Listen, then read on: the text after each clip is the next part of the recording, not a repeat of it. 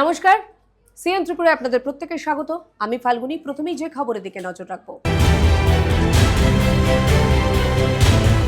ত্রিপুরার জনস্বাস্থ্য ব্যবস্থায় এক ঐতিহাসিক মাইল ফলক। শহরবাসীর স্বাস্থ্য পরিষেবা আরো উন্নত করতে পথ চলা শুরু হলো আগরতলা সিভিল হাসপাতালের। এদিন 50 শয্যা বিশিষ্ট আগরতলা সিভিল হাসপাতালের উদ্বোধন করলেন মুখ্যমন্ত্রী অধ্যাপক ডক্টর মানিক সাহা। আগরতলা শহরবাসীর স্বাস্থ্য পরিষেবা আরও উন্নত করতে পথ চলা শুরু করল 50 শয্যা বিশিষ্ট আগরতলা সিভিল হাসপাতাল। রবিবার বিকালে কোনো আড়ম্বরপূর্ণ অনুষ্ঠান ছাড়াই ফিতা কেটে এই হাসপাতালের আনুষ্ঠানিক উদ্বোধন করেন মুখ্যমন্ত্রী অধ্যাপক ডক্টর মানিক সাহা। উদ্বোধনের পর তিনি গোটা হাসপাতালটি ঘুরে দেখেন। অনুষ্ঠানে মুখ্যমন্ত্রীর পাশাপাশি উপস্থিত ছিলেন আগরতলা পৌর নিগমের মেয়র তথা বিধায়ক দীপক মজুমদার, স্বাস্থ্য দপ্তরের সচিব কিরণ গিত্তে এবং জাতীয় স্বাস্থ্য মিশনের আধিকারিক সাজু ওয়াহিদ সহ অন্যান্য বিশিষ্টজনেরা। মুখ্যমন্ত্রী এদিন জানান, স্বাস্থ্য পরিষেবা রাজ্য সরকারের অন্যতম প্রধান অগ্রাধিকারের ক্ষেত্র এবং এই নতুন হাসপাতাল চালু হওয়ার ফলে আগরতলার মানুষ ব্যাপকভাবে উপকৃত হবেন। এই উদ্যোগকে তিনি রাজ্য সরকার, স্বাস্থ্য দপ্তর, পৌর নিগম ও জাতীয় স্বাস্থ্য মিশনের পক্ষ থেকে শহরবাসীর জন্য একটি বড় উপহার হিসেবে অবহিত করেন। আমাদের স্বাস্থ্য দপ্তর থেকেও এখানকার ডাক্তারবাবুদের সবাইকে এখানে ডেপুটেশনে রাখা হয়েছে। এখানে পরবর্তী সময়ে এগুলো আরও কোন জায়গায় আরও শুধু ডাক্তারবাবু না, অন্যান্য যারা স্বাস্থ্যকর্মীরা আছেন তাদেরকেও এখানে দেওয়া হয়েছে। তো যৌথভাবে আগরতলা মিউনিসিপ্যাল কর্পোরেশন এবং আমাদের যে স্বাস্থ্য দপ্তর যৌথভাবে এবং এনএচএম ওনারাও কিন্তু এর সাথে যুক্ত হয়েছে। হাসপাতালটির পরিকাঠামো সম্পর্কে তথ্য দিতে গিয়ে মুখ্যমন্ত্রী জানান, ইতিমধ্যেই এই সিভিল হাসপাতালে 12 জন চিকিৎসক ও প্রয়োজনীয় স্বাস্থ্যকর্মী নিয়োগ করা হয়েছে। সাধারণ মানুষের সুবিধার্থে প্রতিদিন বিকেল 5টা থেকে রাত 9টা পর্যন্ত হাসপাতালের ওপিডি খোলা থাকবে এবং সেখানে একটি আধুনিক লেবার রুমেরও সুবিধা রাখা হয়েছে। পরিষেবা চালু করার পাশাপাশি হাসপাতালটির ভবিষ্যৎ সম্প্রসারণের ইঙ্গিতও দিয়েছেন মুখ্যমন্ত্রী। কোনো জায়গায় যেন জনসাধারণের সমস্যায় হোক বা স্বাস্থ্য ব্যবস্থায় কোনো রকম কোনো ঘাটতির জন্য মানুষের ডেলিভারি দেওয়ার যে ব্যবস্থা সেটা না হোক, সেটা এই সরকার চাইছে। তিনি জানান, হাসপাতালটি সফলভাবে পরিচালিত হলে আগামী দিনে পাসপোর্ট অফিস ও রিজার্ভ ব্যাংক কর্তৃপক্ষ সংলগ্ন জায়গা ছেড়ে দিলে এই হাসপাতালের পরিকাঠামো আরও বড় করা হবে। মানুষের সুবিধার্থে স্বাস্থ্য পরিষেবার মান উন্নয়নে সরকারের এই ইতিবাচক প্রচেষ্টা আগামী দিনেও জারি থাকবে বলে আশ্বস্ত করেন তিনি। ত্রিপুরা থেকে দেবাশিস বোসের রিপোর্ট, সিএন ত্রিপুরা। দুষ্কৃতীদের আক্রমণে নিহত এক বৃদ্ধ। হাপানিয়ার অশ্বিনী মার্কেটে বৃদ্ধের রক্তাক্ত মৃতদেহ উদ্ধার। খুনের আশঙ্কায় তদন্ত আমতলী থানার পুলিশের। দুষ্কৃতীদের আক্রমণে নিহত এক বৃদ্ধ, নাম মনীন্দ্র সরকার, বয়স 65-র কাছাকাছি। ঘটনা হাপানিয়া স্থিত অশ্বিনী মার্কেটে। জানা গেছে, অশ্বিনী ডি ব্লক এলাকার বাসিন্দা হলেও পরিবারের সাথে মতপার্থক্যের কারণে গত 3 বছর ধরে তিনি বাজার এলাকাতেই থাকতেন এবং ব্যবসায়ীদের ছোটখাটো কাজ করে জীবন ধারণ করতেন। সম্প্রতি বাজারের ব্যবসায়ী মতি সরকারের একটি নির্মীয়মান ভবনে রাত্রি যাপন করতেন তিনি। রবিবার সকালে বাজারেরই এক ব্যক্তি তাকে ডাকতে গিয়ে ঘরের মেঝেতে তাকে রক্ত জমাট বাঁধা অবস্থায় পড়ে থাকতে দেখেন। খবর পেয়ে বাজার কমিটির অন্যান্য ব্যবসায়ী এবং নিহতের পরিবারের সদস্যরা ছুটে আসেন ঘটনাস্থলে। প্রাথমিকভাবে এটিকে একটি নৃশংস হত্যাকাণ্ড বলেই মনে করছেন অশ্বিনী মার্কেটের বাজার পরিচালন কমিটির সম্পাদক। বাজারে থাকতো আর কি, বাড়িতে হয়তো বা ছেলের কোনো মিলটিল নাই, এই জন্য থাকতো বাজারে সবসময়। বাজারে টুকটাক মানুষের কাজ টাজ করাইতো, বিভিন্ন কাজ টাজ করতো টাকার বিনিময়ে। তো আমরা তো সকালে সবাই বাজারে আসছিলাম, যার যার দোকান নিয়ে ব্যস্ত। আমার বাজারে দোকান আছে। তো হঠাৎ করে খবর পেলাম যে এখানে একটা মানুষ মেরে রয়েছে। তো আমরা একটা মিটিং আসলাম, একটা মিটিং আসলো অটো সিন্ডিকেটে। ও মিটিং সাইডে তারপরে এখানে আইলাম, আইয়া দেখে যে এখানে লাশ কইছে মার্ডার। তো দেখলাম এখানে রক্ত ভরে রয়েছে। আমরা সামনে যাওয়ার সাহস করছি না, দূরের থেকে দেখছি সবকিছু।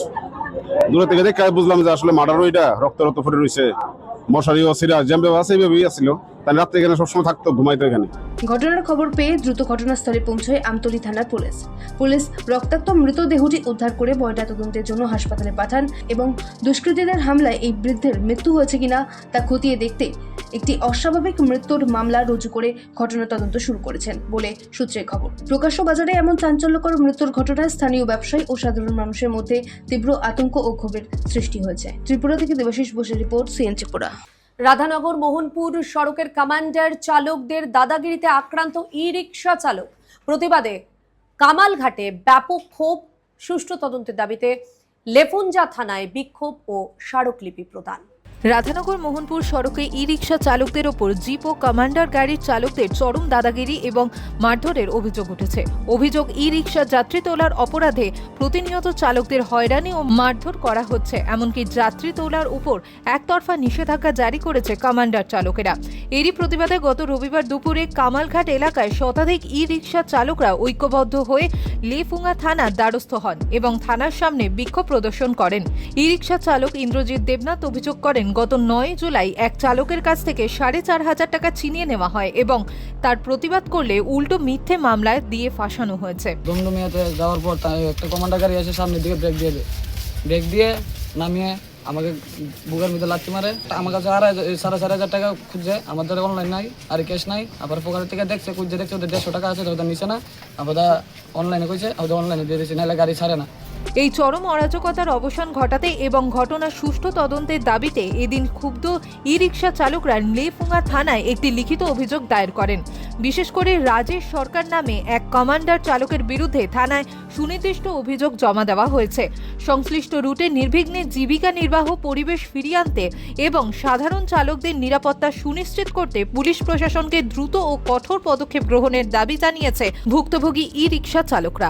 এই চরম অরাজকতার অবসান ঘটাতে এবং ঘটনার সুষ্ঠু তদন্তের দাবিতে এই দিন ক্ষুব্ধ ই রিকশা চালকরা লেফুঙ্গা থানায় একটি লিখিত অভিযোগ দায়ের করেছে। বিশেষ করে রাজেশ সরকার নামে এক কমান্ডার চালকের বিরুদ্ধে থানায় সুনির্দিষ্ট অভিযোগ জমা দেওয়া হয়েছে। সংশ্লিষ্ট রুটে নির্বিঘ্নে জীবিকা নির্বাহের পরিবেশ ফিরিয়ে আনতে এবং সাধারণ চালকদের নিরাপত্তা সুনিশ্চিত করতে পুলিশ প্রশাসনকে দ্রুত ও কঠোর পদক্ষেপ গ্রহণের দাবি জানিয়েছে ভুক্তভোগী ই রিকশা চালকরা। ত্রিপুরা থেকে দেবাশিস বসুর রিপোর্ট, সিএন ত্রিপুরা। দপ্তরের মন্ত্রীর নামই বলতে পারছেন না খোদ বিদ্যুৎ দপ্তরের কর্মচারীরা। এলাকায় সামান্য বৃষ্টি হলেই ঘন্টার পর ঘন্টা থাকে না বিদ্যুৎ। লাইনে অজস্র ত্রুটি থাকলেও তা সারানোর কোনো নামই নেই কর্মীদের। বিদ্যুৎ অফিসের ভেতরেই মোবাইল গেমে মত্ত বিদ্যুৎ কর্মীরা। কার্যালয়টির চারিদিকে জঞ্জালের স্তূপ। সিএন ত্রিপুরার ক্যামেরায় ধরা পড়ল চরিরাম ব্লকের বিদ্যুৎ দপ্তরের কর্মীদের গাফিলতিতে কার্যালয়ের সেই বেহাল দশার ছবি দেখুন। দফতরের মন্ত্রীর নামই বলতে পারছেন না খোদ বিদ্যুৎ দপ্তরের কর্মচারীরা। বর্তমান মন্ত্রীকে প্রাক্তন বানিয়ে দেওয়ার পাশাপাশি সংবাদ মাধ্যমের সামনে বারবার চেষ্টা করেও মন্ত্রীর নাম মনে করতে পারলেন না চরিলাম বিদ্যুৎ অফিসের কর্মীরা। সম্প্রতি চরিলাম গ্রাম উন্নয়ন ব্লক সংলগ্ন বিদ্যুৎ অফিসে এমনই এক লজ্জাজনক চিত্র দেখা গেল। লাইনে অজস্র ত্রুটি থাকলেও তা সারাইয়ের কোনো হেলদোল নেই কর্মীদের। উল্টে বিদ্যুৎ অফিসের ভেতরেই মোবাইল গেমে মত্ত বিদ্যুৎ কর্মী অজিত সিনহা, মতিলাল দেববর্মা ও হাবুল মিয়ার মতো দীর্ঘদিনের অভিজ্ঞ কর্মচারীরা। পাশাপাশি অফিসের ভেতরেই নিয়ম ভেঙে মোটরসাইকেল পার্কিং করে রাখা থেকে শুরু করে পুরো কার্যালয়টিকে জঞ্জালে পরিণত করেছে বলে সূত্রের খবর। না, এটা তো মনে করো এটা কর্মীরা তো যা ইচ্ছা করে এটা করা হয় না, এটা তো মানে সরাই করার পর লাইনের পরও তো ফল্টাই পার্কিং বলতে এটা মনে করো সময় এখানে গাড়ি টাড়ি আসে, এটা মনে করো অনেক সময় গাড়ি গেলে আমরা চকমের গাড়ি আসে কাছাকাছি থেকে দেখা করতে না লাগে। অভিযোগ উঠেছে এই বিদ্যুৎ কর্মীদের চরম উদাসীনতা ও গাফিলতির কারণেই বছরের পর বছর ধরে চরিলাম বিধানসভা কেন্দ্রের সাধারণ মানুষ, ছাত্রছাত্রী এবং রোগীরা চরম দুর্ভোগ পোয়াচ্ছেন। শুধু কাজের ক্ষেত্রেই গাফিলতি নয়, বিদ্যুৎ অফিসের কর্মীদের বিরুদ্ধে আর্থিক দুর্নীতির গুরুতর অভিযোগেও সরব হয়েছেন স্থানীয়রা। অভিযোগ, বহু গ্রাহকের বিপুল পরিমাণ বকেয়া টাকা আদায় না করেই নিয়ম বহির্ভূতভাবে পুরনো সংযোগ বিচ্ছিন্ন করে নতুন লাইন পাইয়ে দেওয়া হচ্ছে টাকার বিনিময়ে। বিদ্যুৎ ভোগান্তিতে অতিষ্ঠ হয়ে কিছুদিন আগেই চরিলামের ক্ষুব্ধ বাসিন্দারা জাতীয় সড়ক অবরোধ করেছিলেন। প্রশাসনের আশ্বাসে সেইবার অবরোধ উঠলেও পরিস্থিতির কোনো বদল ঘটেনি। সরকারের সদিচ্ছা থাকা সত্ত্বেও এই কর্মচারীদের মন গড়া চালচলনে ক্ষুব্ধ গোটা চরিলামবাসী এখন প্রশাসনের কঠোর পদক্ষেপের অপেক্ষায় দিন গুনছেন। ত্রিপুরা থেকে দেবাশিস বসুর রিপোর্ট, সিএন ত্রিপুরা। ভেঙে গেছে কালভার্ট, জমছে ক্ষোভ। 1.5 বছর ধরে বেহাল পূর্ব বামুটিয়া পঞ্চায়েতের 3 নম্বর ওয়ার্ডের রাস্তা।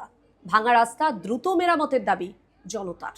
বামুটিয়া ব্লকের অধীন পূর্ব বামুটিয়া গ্রাম পঞ্চায়েতের 3 নম্বর ওয়ার্ডের আগরতলা বামুটিয়া প্রধান সড়ক থেকে মণিপুর পাড়া যাওয়ার ইটের সোলিং রাস্তাটি দীর্ঘ প্রায় 1.5 বছর যাবৎ বেহাল দশায় পড়ে রয়েছে। রাস্তায় অপরিকল্পিত কালভার্টটি ভেঙে যাওয়ায় এবং দুপাশের ইট ধসে বিশাল গর্তের সৃষ্টি হওয়ায় এটি এখন কার্যত মরণ ফাঁদে পরিণত হয়েছে। আশ্চর্যের বিষয় হলো এই রাস্তা দিয়েই যাতায়াত করেন খোদ পূর্ব বামুটিয়া গ্রাম পঞ্চায়েতের উপপ্রধান। তা সত্ত্বেও রাস্তাটি সংস্কারের কোনো উদ্যোগ নেওয়া হয়নি। দফায় দফায় মাপঝোপ করা হলেও কাজের কাজ কিছুই হয়নি বলে জানিয়েছেন স্থানীয়রা। নাওক না, তারা একটা সরকারি একটা ইয়ে তো আছে, তারারও তো কইলাম না, এই রাস্তাটা তো তারাই চলতেছে, খালি তো আর আমরা একলা চলতেছি না। এখানে তো মোটামুটি 10-15 বেশি বিবাহ হইতে পারে মনে করি ভাড়া। এই রাজেন, এরপরে রাজেন দত্ত, পরিমল দত্ত, এরা এই ভাড়া তো এরারও এইটিও আমরা এখান তো টানিয়া টুনিয়া খোলা ফানে দেয়, এবারে বড় গাড়ি টাড়ি আয় না, গাড়ি আইলে এরা গাড়ি আইবার লাগি রাস্তান চালাই গাড়িটা। রাস্তাটা নিয়ে তো রাস্তাটা করোনার লাগি তো সবাই এই কথাটা কইতাছে, তখন মিটিং মিছিলে তো যাওয়াও ঠিকই, যাওয়াইটা তো প্রধান আছে, যেমন আমরা প্রধানের কাছে আরে তুমিও তো এই রাস্তা দিছিল, তোমারও তো রাস্তাটা, আমরা তো আর একা চলতেছি না, এটা তো তুমিও বেশি উদ্যোগী হয়েছি। এই রাস্তাটি এলাকার মানুষের স্কুল, কলেজ, হাসপাতাল যাতায়াতের জন্য একমাত্র মাধ্যম হলেও বর্তমানে তা চলাচলের প্রায় অযোগ্য। পরিস্থিতি এতটাই ভয়াবহ যে জরুরি অবস্থায় কোনো অ্যাম্বুলেন্স বা দমকলের গাড়ি গ্রামে প্রবেশ করার উপায় নেই। বিশেষ করে বর্ষার মরশুমে স্থানীয়দের চরম জীবনের ঝুঁকি নিয়ে যাতায়াত করতে হচ্ছে। যে কোনো সময় বড়সড় দুর্ঘটনার আশঙ্কা প্রকাশ করে ক্ষুব্ধ এলাকাবাসী অবিলম্বে এই রাস্তাটি দ্রুত মেরামতির জন্য প্রশাসনের কাছে জোরালো দাবি জানিয়েছে। ত্রিপুরা থেকে দেবাশিস বসুর রিপোর্ট, সিএন ত্রিপুরা। এখনকার মতো এ পর্যন্তই। ত্রিপুরার বিভিন্ন গুরুত্বপূর্ণ খবরের আপডেট পেতে চোখ রাখুন সিএন ত্রিপুরায়। CN Tripura, real voice of Tripura.